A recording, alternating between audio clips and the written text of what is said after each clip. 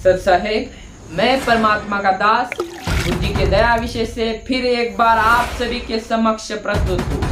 बोलो सद्गुरुदेव की जय।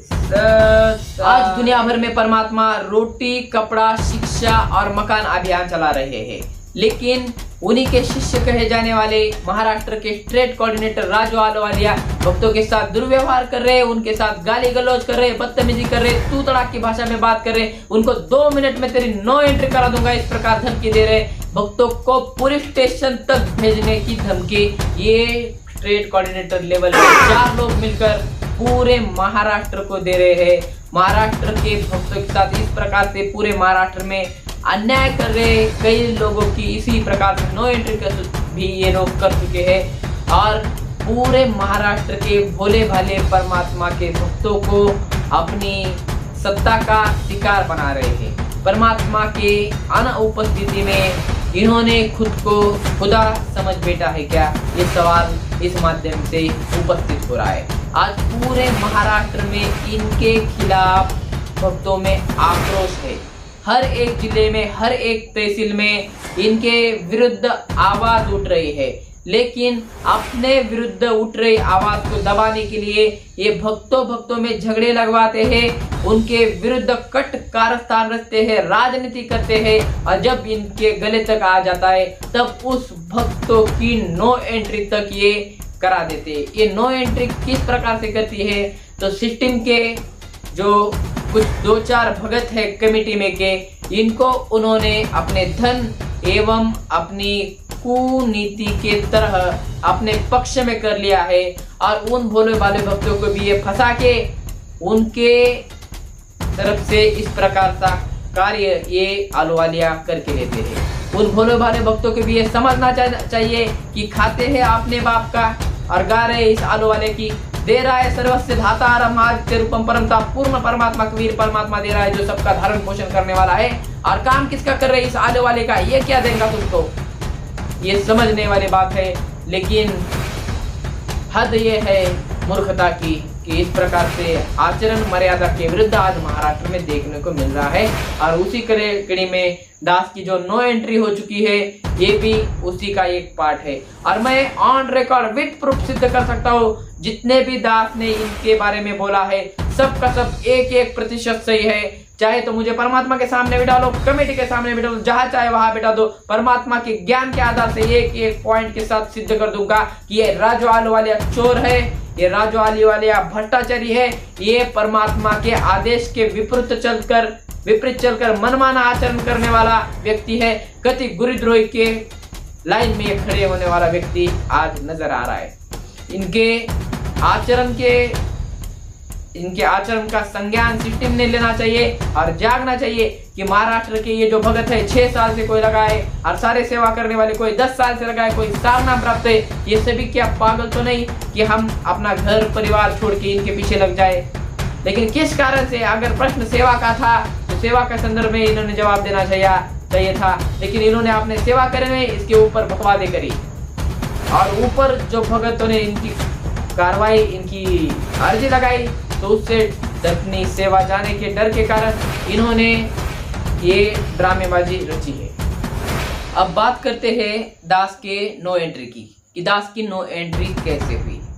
आप सभी जानते हैं 5/6/2025 को एक पीला पेज प्रदर्शित हुआ पूरे महाराष्ट्र में और जिसमें दास के बारे में नो एंट्री का मैसेज लिखा गया था। अब समझते हैं नो एंट्री के इस परिभाषा को। दास सबसे पहले ये बात दावे के साथ कहता है कि ये जो दास की नो एंट्री हुई है ये कति परमात्मा जी के मर्यादा के विरुद्ध, परमात्मा जी के आदेश के विरुद्ध जाकर इन राज्य कोऑर्डिनेटर ने मनमाना आचरण करके इस नो एंट्री को अंजाम दिया है। ऐसे नो एंट्री को उन्होंने एक तो सिद्ध कर दे कि मैंने कोई ऐसा अपराध किया है जो परमात्मा के मर्यादा के विरुद्ध है, ना तो ये अपने अपराधों की शिक्षा परमात्मा जी से मांगी। अभी दास की जो नो एंट्री हुई है उसमें मुझे हंसी आई जब ये मैसेज महाराष्ट्र के ग्रुप में आया। दूसरे दिन मैंने हमारे डिस्ट्रिक्ट कोऑर्डिनेटर जो है उनको संपर्क किया कि भाई मेरी भगत जी मेरी ये नो एंट्री हुई है किस कारण से हुई है, तो उनको पता ही नहीं है कि किस कारण से नो एंट्री हुई। फिर मैंने पूछा, ऑडियो भी सबके पास चला गया है और रिकॉर्ड हो गया था कि क्या आपकी तरफ से कोई अर्जी गई थी या किसी ने मेरी अर्जी लगाई थी। तो इन दोनों बातों को भी उन्होंने मना कर दिया कि भगत जी ना तो हमारे डिस्ट्रिक्ट से आपके बारे में कोई अर्जी है और ना तो किसी भी की अर्जी आपके विरुद्ध आई है। इससे दो बातें स्पष्ट हो जाती है, ना तो मेरे विरुद्ध की डिस्ट्रिक्ट में किसी की अर्जी चली गई और ना किसी की भी अर्जी मेरे विरुद्ध आई है। और डिस्ट्रिक्ट कोऑर्डिनेटर को तक इस बात का पता नहीं है कि ये नो एंट्री किस प्रकार मेरी हुई है। तो फिर मैंने बोला फिर मैसेज आपने कैसा डाला, तो उन्होंने बोला सिस्टम से आया है, संभाग कोऑर्डिनेटर राज्य कोऑर्डिनेटर आपको इसकी जानकारी दे सकते हैं। फिर मैंने संभाग और राज्य से कॉल किया तो उन्होंने फोन उठा नहीं, बाकी किया प्रकरण आपको पता है। तो नो एंट्री हुई कैसी?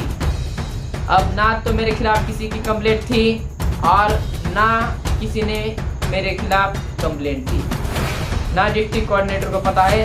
इसका मतलब तो ये हुआ जो नो एंट्री हुई ये केवल राज्य कोऑर्डिनेटर के आदेश से हुई है।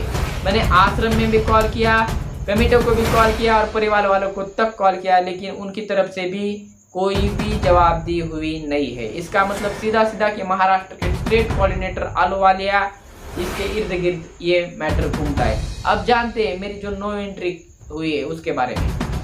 ये भारत की पहली ऐसी नो एंट्री हो सकती है जो कति पूरी की पूरी परमात्मा जी के मर्यादा को उसने उल्लंघन करके इस प्रकार से करी गई।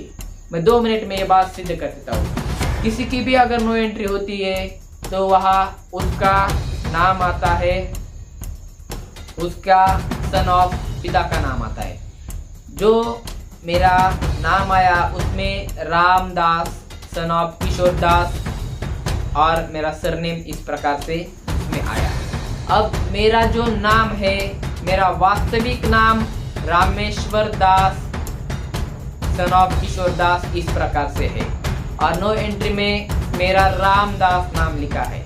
अब कोई स्टूडेंट स्कूल में एडमिशन ले लेता है, उसका नाम अगर सोनू मोनू छोटू गोटू कुछ भी हो, तो जब उसका रिजल्ट आता है तो ये सोनू मोनू नाम से तो नहीं आता ना, वो उसके वास्तविक जो नाम होगा वो परीक्षा में फेल हो या पास हो, उसका जो वर्तमान वास्तविक नाम है उसी नाम से उसका रिजल्ट आएगा। और मेरे बारे में इतनी बड़ी घटना हुई है जैसे कि डिस्ट्रिक्ट कोऑर्डिनेटर को इसका कोई पता ही नहीं था। राज्य कोऑर्डिनेटर ने डिस्ट्रिक्ट कोऑर्डिनेटर को तक बिना पूछे ये नो एंट्री करी, इससे सिद्ध होता है। और उनसे भी कोई मेरे डॉक्यूमेंट, मेरा नामदान का फॉर्म तक इन्होंने लिया नहीं और उनको जो याद नाम था मेरा उसी नाम से ये उन्होंने नो एंट्री मेरी करी है, जो कि पूरी तरह से मर्यादा के विरुद्ध है। मेरा वास्तविक नाम रामेश्वर दास है, आप फॉर्म में देख सकते हो। दूसरी बात, जब भी किसी की नो एंट्री होती है तो नाम उसका आता है, उसके सन ऑफ पिता का जो भी है इतना ही नाम आता है, उसका सरनेम कहीं भी आता नहीं है। और मेरे नो एंट्री के मैसेज में मेरा जो नाम डाला है सन ऑफ किशोर दास और मेरा सरनेम जो है वो भी उसमें डाला गया है केंद्रे। अब किस कारण से सरनेम नहीं डालते ये हम जानते हैं।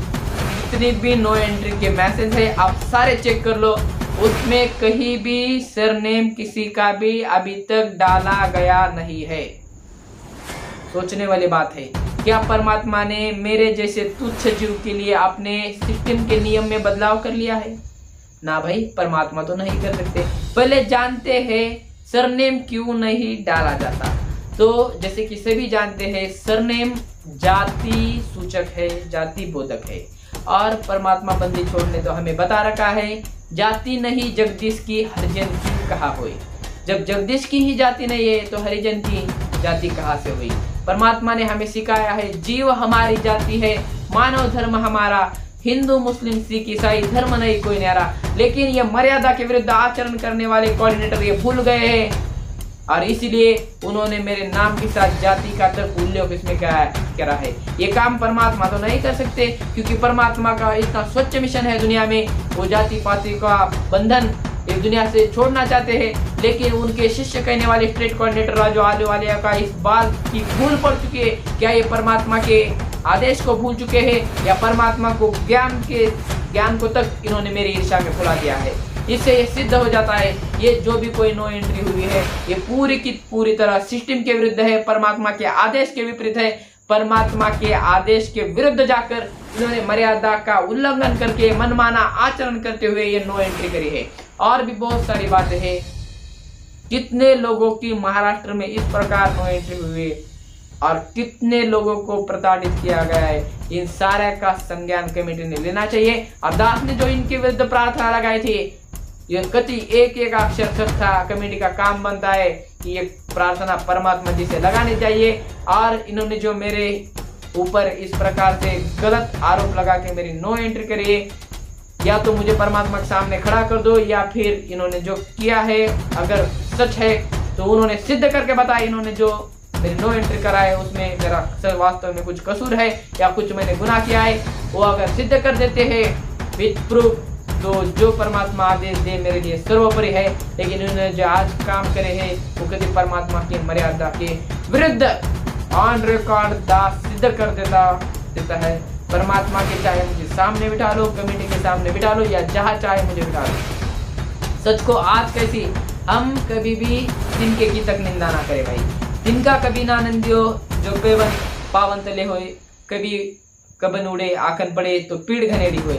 हमारे इनसे कोई दुश्मनी नहीं है, हमारा इनसे कोई विवाद नहीं है। प्रश्न सेवा का था, लेकिन इनका आचरण मर्यादा के विरुद्ध होने के कारण इनके अंदर डर और भय उत्पन्न हुआ है। इसलिए इनको कोई भी व्यक्ति इनके ऊपर आवाज उठाता है तो इनको ऐसा लगता है कि वो मेरे गले को पकड़ रहा है। इस प्रकार से हड़बड़ाहट में इन लोग अपना होश तक खो बैठे हैं। इनकी बुद्धि ठिकाने का लाने के लिए परमात्मा है ही। कमेटी को दास का विनम्रता पूर्वक अनुरोध है, एक गुरु जी के आदेश के विपरीत और सिस्टम के विरुद्ध आचरण महाराष्ट्र में हो रहा है। कृपया जल्द से जल्द इसका संज्ञान लिया जाए।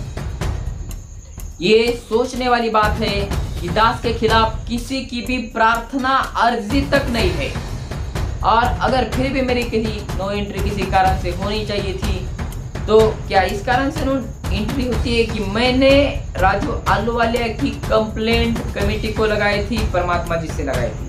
अगर फिर भी होनी थी तो उस समय होनी चाहिए थी जिस समय अप्रैल 13 को 12 से 13 अप्रैल को मैं कमेटी से जाके खुद तो और अन्य जो मेरे डिस्ट्रिक्ट से भी संबंधित नहीं है, अन्य डिस्ट्रिक्ट से हम 3 लोग मिलकर धनाना गए थे, हम 3 लोग मिलकर मुंडका गए थे। कमेटी से हमने बात करी और इनकी पोल सारी वहां पे खुली। खुद स्टेट लेवल के संभाग लेवल के कोऑर्डिनेटर ने ये बात मान्य करी कि हाँ हमने ऐसे ऐसी गलती करी, हमने इनके साथ गाली गलौज करी, बदतमीजी करी, हम अपनी गलती मानते हैं, हमको माफ कर दो। तो गलती तो इनकी सिद्ध हो चुकी थी। फिर हमारी इस प्रकार से दास की इस प्रकार से नो एंट्री का कारण क्या था, और होनी चाहिए थी तो उसी समय क्यों नहीं हुई जब मैं उधर गया था, और आज इस समय किस कारण से हुई, इसका जवाब भी मेरे पास है।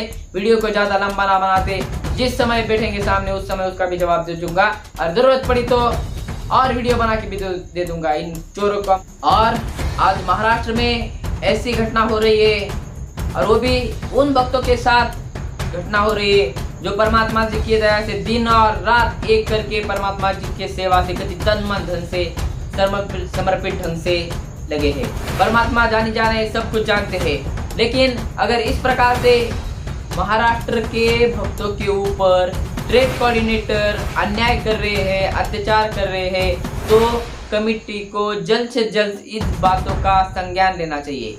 कल अगर महाराष्ट्र से ऐसी संगत एकत्रित हुई और इन्होंने ऐसे लोगों को पकड़ के कुछ उनके साथ व्यवहार किया इनके जैसा, तो इसका जवाबदार पूरा कमेटी होंगी, ये सिस्टम होगा।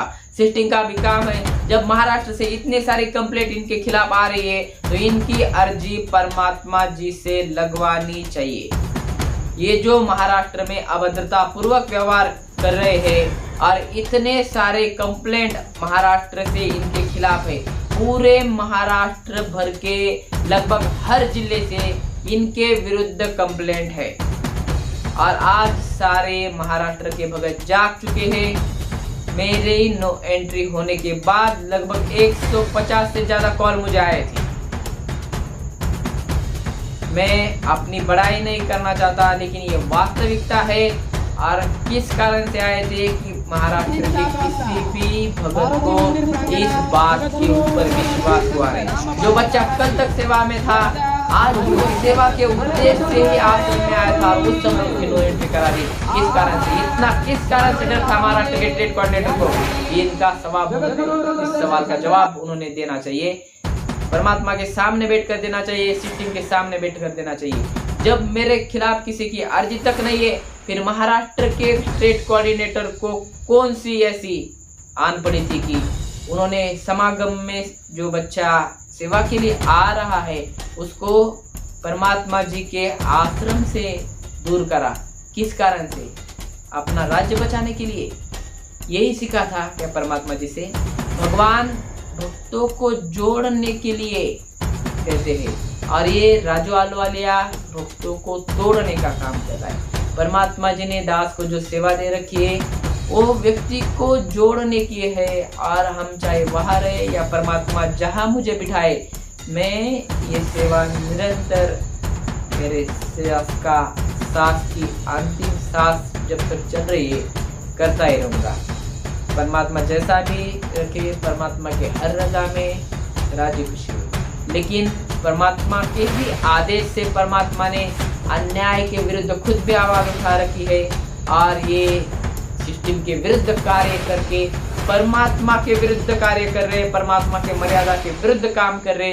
इसलिए ये आवाज भी परमात्मा के दया से ही परमात्मा ही करके ले रहे, जीव की बस की बात में। और महाराष्ट्र के सभी भक्तों से भी दास की प्रार्थना पूर्वक अर्जी है कि आज मेरे जैसे भक्तों के साथ भी सिस्टम में केवल किसी के गलत आचरण के विरुद्ध आवाज उठाने के कारण, किसी के अवैधता पूर्वक व्यवहार करने के बाद, किसी की चोरी पकड़ने के बाद उसके विरुद्ध आवाज उठाने के कारण मेरी नो एंट्री हो सकती है। तो भाई आपके साथ भी ये लोग जब आप कभी आवाज उठाएंगे तो इस प्रकार से ही व्यवहार करेंगे।